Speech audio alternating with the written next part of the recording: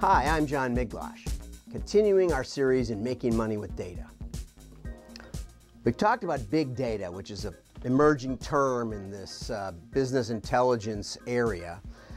Another new term is the term data science, and they're calling it that now, okay? And after 17 years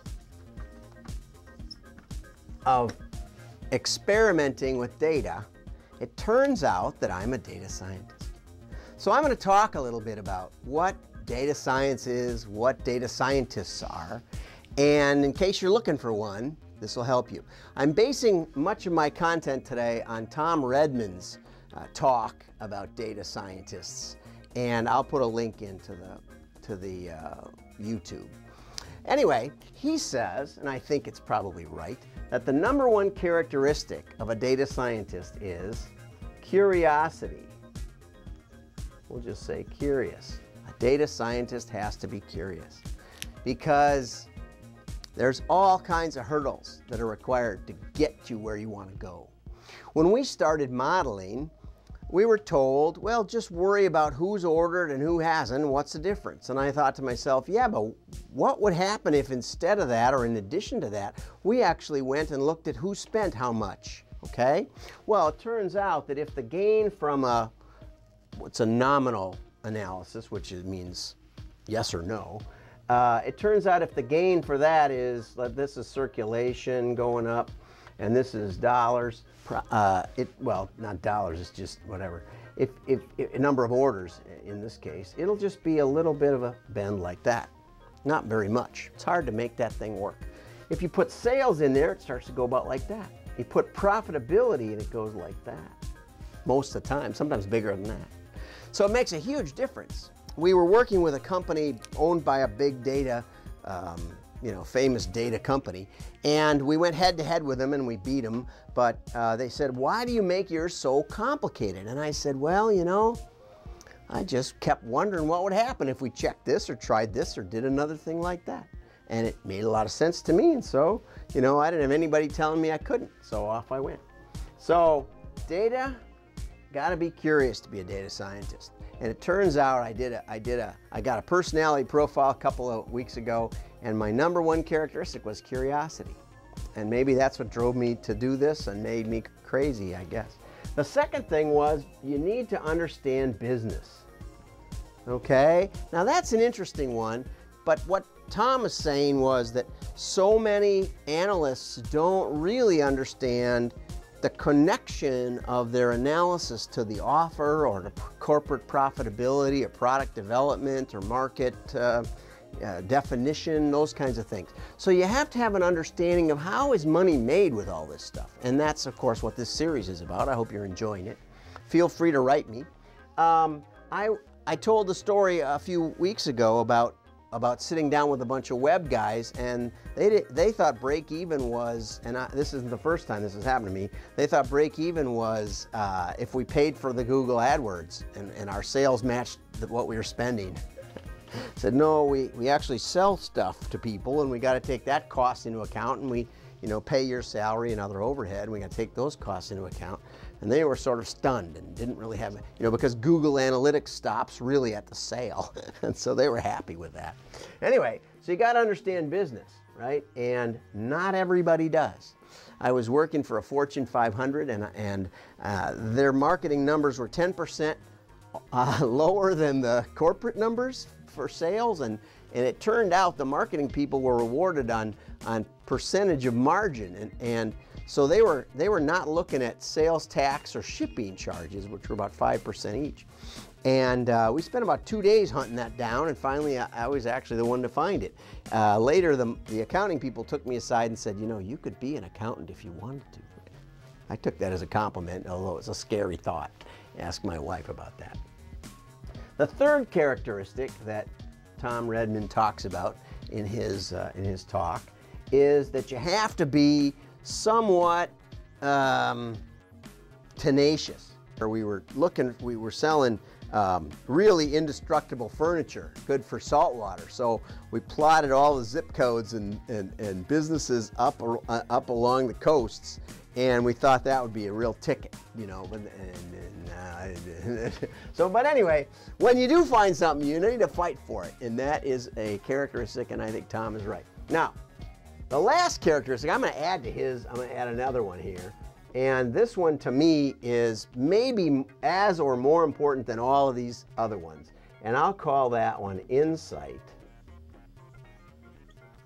Okay? And what I mean by that is a special ability to see beyond the numbers. You got to see the implications, you got to see how it fits together, you got to bring back together a lot of stuff. As I mentioned in an earlier talk, Edward Lemur, UCLA, said to me that our standards were not, we weren't breaking the laws of statistics, we were demanding a higher standard, which is that they made sense. And so I've tried to, you know, I had this NASA guy and I had this University of Wisconsin guy, and I had a lot of really smart people, but it's been hard to, you know, they'll bring something and I'll say, well, what about this little cell right here? It doesn't seem like that makes sense. And if that doesn't make sense, then, you know, what about the rest of it? And they're like, well, it's just one little cell. Take another look at it. And they'll come back and they'll tell me that the algorithm was inversely correlated with the, you know, I don't know. They always have this great story. I don't know what. But it turned, and they never say, oh, you were right, and, you know, yeah, it's a mess. But anyway, and I think to myself, wow, it's a good thing we didn't mail that. So you got to have that kind of, that ability to see is a special gift, I think. And a good friend of mine, Matthew Shaw, who was the one who introduced me to Professor Lemur, told me that, I said, Matthew, we were late, you know, like, I get what you're talking about. And I haven't met too many PhD statisticians that I kind of resonated with. And he said to me, what brain injury did you have as a child? Yeah, that's what he said. And I said, what? And he said it again.